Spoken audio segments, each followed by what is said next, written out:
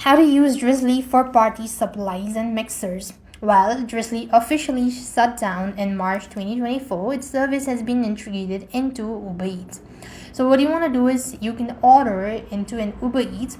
So for that, you simply want to make sure to use the Uber Eats account. If you don't have one, you could use the Drizly Credentials to log in as well.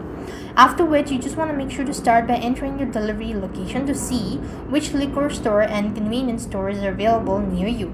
You could use a search bar for a specific item like ice, mixers, or party supplies. You could also browse the party occasion category for broader need as well.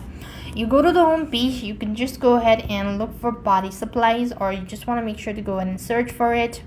You could use the search bar and type in party supply, and this way you should be able to get it. And likewise, you could start adding the item to the cart. Just like this, you start adding the item and you go to the checkout procedure, and that's how you could go ahead and check out and use your credentials. So this way you'll be able to use Drizly for party supplies and mixers. I hope the video was helpful.